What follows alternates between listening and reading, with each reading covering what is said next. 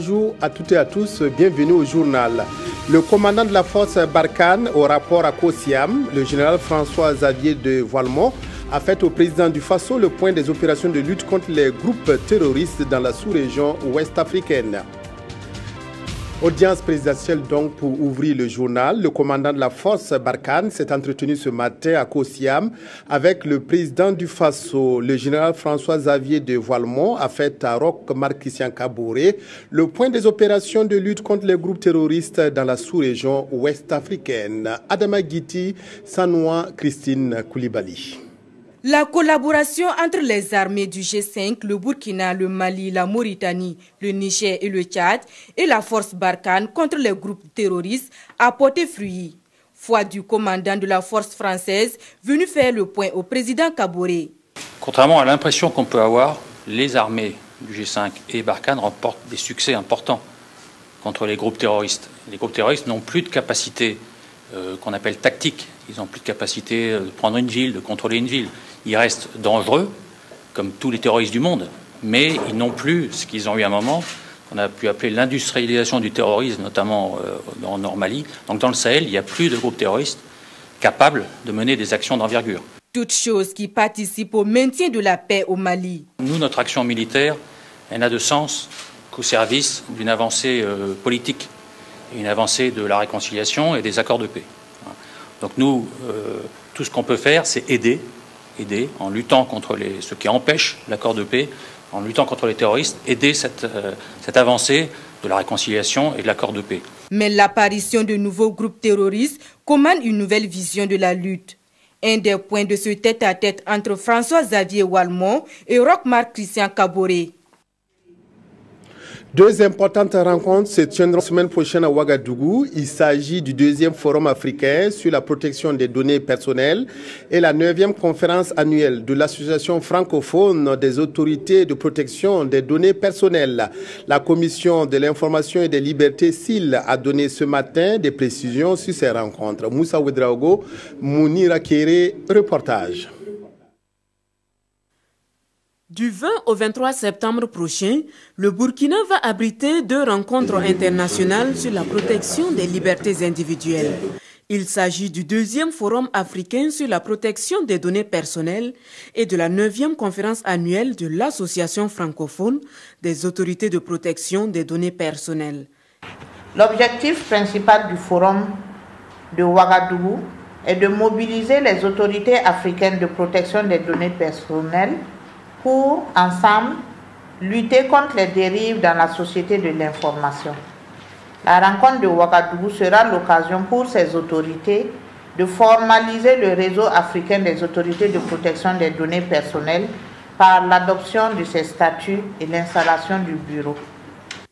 La 9e conférence annuelle de l'Association francophone des autorités de protection des données personnelles doit permettre aux participants de discuter de l'évolution des technologies et leur impact sur les libertés, les droits fondamentaux et la vie privée. Les rencontres de la FABDP ont pour objectif de faire l'état des lieux de la protection des données personnelles dans l'espace francophone, s'informer sur l'évolution des TIC et de leur impact sur les données personnelles. Terrorisme et technologie, jeunesse et données personnelles, TIC et recherche scientifique sont au rang des thèmes qui seront développés au cours de ces rencontres, dont plus de 50 pays sont attendus. Un atelier d'information et de validation des outils de collecte de données pour l'élaboration du profil sanitaire complet s'est ouvert ce matin à Ouagadougou. Le ministère de la Santé veut ainsi permettre d'améliorer les connaissances factuelles afin de décrire de manière détaillée et analytique la situation sanitaire du Burkina. Urbain Sommet, Nathalie Savadogo. Les membres de l'équipe de rédaction du profil sanitaire complet veulent relever les grands défis de santé publique au Burkina Faso.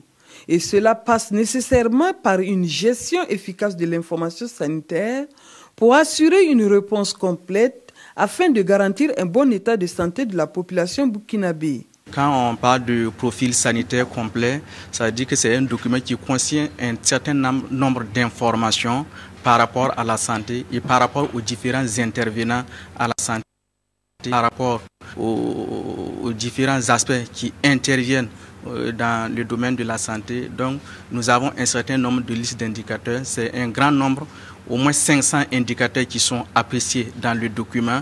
Donc, nous allons ensemble valider la liste de ces indicateurs que nous avons retenus par domaine et également amender les différents outils qui vont servir de base pour collecter ces informations auprès des différents acteurs et auprès aussi des différents intervenants. Après validation de ces documents, il sera question de les utiliser pour collecter les informations qui vont servir à la rédaction du document de l'Observatoire de santé. La crise à la centrale d'achat des médicaments essentiels génériques CAMEG et la célébration de l'Aïd el-Kébi sont les principaux sujets qui sont dans les colonnes des journaux de ce mardi. La revue de presse est signée Abdoul Rasmane Zongo. Le droit est-il droit au Burkina Faso, pardon à la CAMEG? En tous les cas, citoyens sous le titre de frasque suicidaire à la CAMEG rappelle qu'il n'y fait pas bon vivre suite au débarquement forcé du DG et du PCA par le ministre de la Santé. C'est débarqué ou révoqué est par contre victorieusement en justice. Le DG promu Dr Koussoubé fait fi de la justice, commente le journal, à l'effet de prendre service et la passation a foiré. Dans ce clair-obscur, ce entre-deux, le quotidien d'État invite le gouvernement alors à siffler la fin de la comédie. Le nouveau DG ne s'avoue pas pourtant vaincu dans ce feuilleton CAMEG, explique l'observateur, car ses avocats descendent dans l'arène. Le temps est compté, il contre-attaque selon notre temps et affirme, je cite, « Les règles du jeu ont été faussées par l'équipe sortante. » Mieux, la thèse de Maître Sanoudi et Bayala souligne aujourd'hui au Faso est qu'il n'y a pas de CAMEG. Les nouveaux représentants de la CAMEG sont les seuls habilités à gérer la structure. Et les malades dans tout ça s'interrogent pour sa part le pays qui dit craindre un enlisement de la situation. Pour notre confrère, le président du Faso doit briser l'omerta et mettre de l'ordre dans la caverne d'Ali Baba qu'est la CAMEG, au risque de dresser contre lui les populations en cas de paralysie totale du géant du monopole de la commande des produits pharmaceutiques. Fin du journal. Merci de votre aimable attention. Excellent après-midi à toutes et à tous en compagnie de la RTV.